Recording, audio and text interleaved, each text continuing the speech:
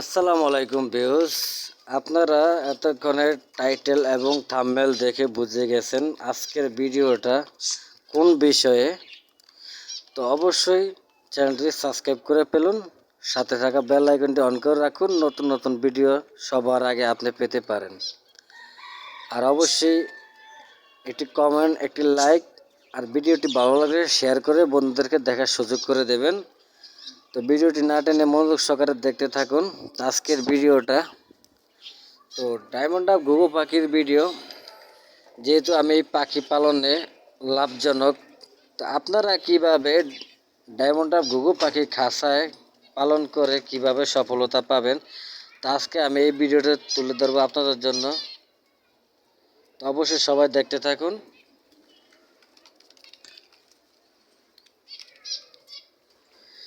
তো এই যে দেখুন, আমার যে আগে যে পেয়ারগুলো দিছিল, এই যে প্রত্যেকটা পেয়ার থেকে আমি বাচ্চা পেয়েছি। এই যে এখানে এই কটা বাচ্চা পেয়েছি আমি, এখানে 5টা বাচ্চা আছে, আরও 2টা বাচ্চা আছে নিচে, এগুলো আমি আলাদা করব।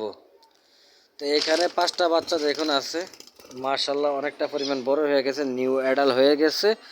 আমি আর কয়েকদিন পরে এদেরকে আমি প্রাপ্ত বয়স্ক হলে তাদেরকে আমি আলাদা আলাদা খাঁচায় ভরে তারপর তাদেরকে আমি জোড়া দেব। এদের কাছ থেকে আমি ডিম বাচ্চা সংগ্রহ করব, যেহেতু আমার নিজের ঘরের বাচ্চা একদম বাছাই করা। আমি কখনো আমার পাখিকে কখনো মেডিসিন জাতীয়, ওষুধ জাতীয় কোনো কিছু খাওয়িয়ে পাখির থেকে আমি ডিম বাচ্চা কখনো করাই না। ডিম বাচ্চা করালে পাখির যে মেডিসিন খাওয়া যদি ডিম বাচ্চা করানো হয়, তাহলে এই পাখিগুলো দুর্বল হয়ে অল্প কয়েকদিনের ভিতরে তা বেঁচে থাকে, তার ফলে পাখিগুলো মারা যায়। তো আপনারা যারা ঘুঘু পাখি পালন করেন, যেই কোনো পাখি পালন করেন, আপনারা জোর করে ওষুধ মেডিসিন জাতীয় কোনো কিছু খাওয়িয়ে পাখির থেকে আপনারা ডিম বাচ্চা পেতে যাবেন না। তাহলে আপনার পাখি অনেকটা পরিমাণ ক্ষতিগ্রস্ত হতে পারে, এমনকি আপনার পাখিও মারা যেতে পারে, বা বাচ্চা হলে বাচ্চাও মারা যেতে পারে কয়েকদিনের ভিতরে। তো সবাই মনোযোগ সহকারে ভিডিওটা দেখবেন।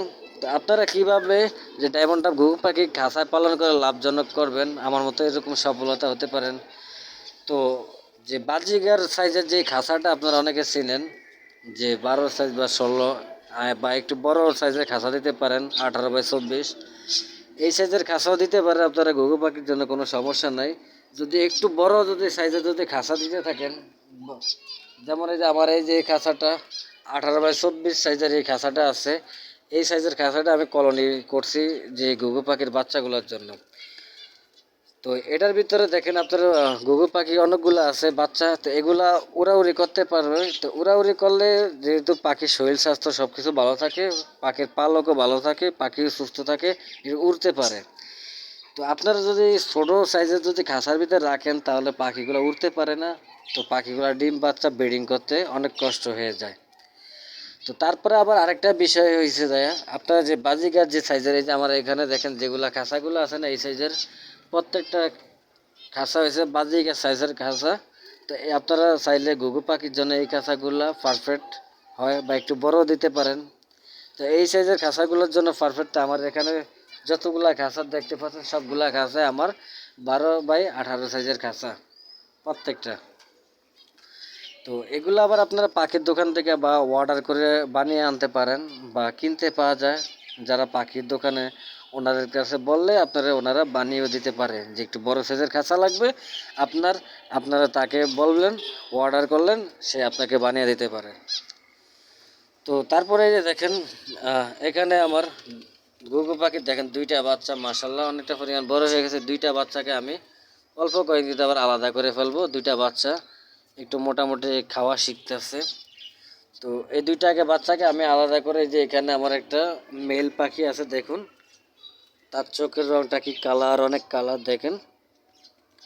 আমি এটাকে এই ফিমেলের সাথে আমি জোড়া দিয়ে দেবো, যেহেতু বাচ্চাগুলো একটু ছোট, বাচ্চাগুলো একটু বড় হইলেই আমি আলাদা করে ফেলবো।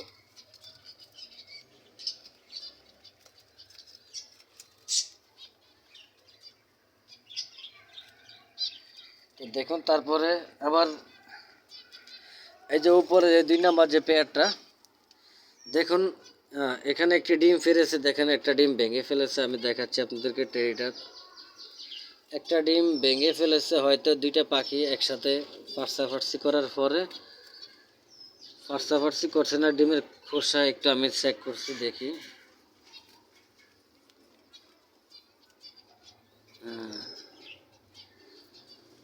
দেখেন ডিমের খোসা পাতলা হয়ে গেছে, এই কারণে ডিমটা ভেঙে গেছে, ডিমের খোসাটা পুরো পাতলা হয়ে গেছে। তো ডিমের খোসা পাতলা হয় কেন বা কি করলে আপনার খোসা একটু শক্ত হবে, সেই বিষয়ে আমি নেক্সট টাইম একটা ভিডিও দেওয়ার চেষ্টা করব। অবশ্যই আপনারা চ্যানেলটি সাবস্ক্রাইব করে রাখবেন, আমি আপনাদেরকে নেক্সট ভিডিওতে বলে দেব যে পাখি অনেক সময় খোসা পাতলা হয়ে গেলে আপনার কী করণীয়, সেগুলো আমি আপনাদেরকে নেক্সট একটা ভিডিও দেব। অবশ্যই ভিডিওটা দেখে নেবেন আর চ্যানেলটি সাবস্ক্রাইব করে চ্যানেলের পাশে থাকবেন সব সময়।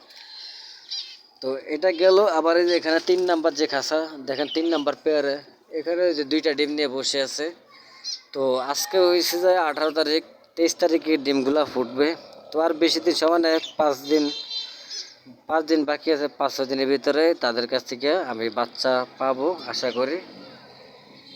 তার কাছে 2টা ডিম আছে, 2টা ডিম নিয়ে সে বসে আছে। তারপর যে উপরে যে পেয়ারটা, এটাও ব্রিডিং করে ফেলছে, দেখুন কি সুন্দরভাবে বসে আছে। এটাও ব্রিডিং করে ফেলছে, কিন্তু এটাও এখনো ডিম দেয় নাই, আশা করি ডিম দিবে। আশা করি সেও অল্প কয়েকদিনের ভিতরে সেও ডিম পাড়ার চেষ্টা করবে, এখনো সেও ডিম দেয় নাই। তো আশা করি ফিস পাখি এগুলো আছে, অন্য একদিন এডিনের ভিডিও দেওয়ার চেষ্টা করব, আপনারা অবশ্যই ভিডিওগুলো দেখে নেবেন। তো আজকে এই পর্যন্ত, সবাই ভালো থাকবেন, সুস্থ থাকবেন। আজকে ঘুঘু পাখির বিষয়ে কথা বললাম।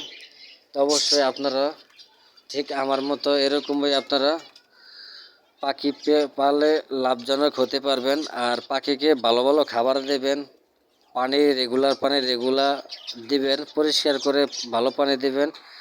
আর পানির সাথে কোনোদিন কোনো মেডিসিন বা আপনারা খাওয়াবেন না, যে পাখি জোর করে ডিম বাচ্চা নিতে যাবেন না, তাহলে আপনার সব শেষ। আপনার জীবনে আশা ভরসা যেগুলো আছে সব কিছু শেষ হয়ে যাবে। পাখির থেকে আপনারা কখনো জোর করে ডিম পাড়ার চেষ্টা করবেন না।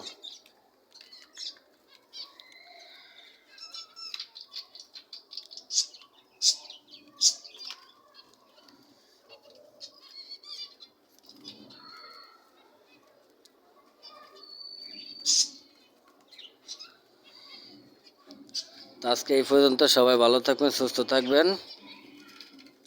আর আমার ভিডিওটি অবশ্যই আপনারা দেখবেন, লাইক করবেন, চ্যানেলটি সাবস্ক্রাইব করে রাখবেন।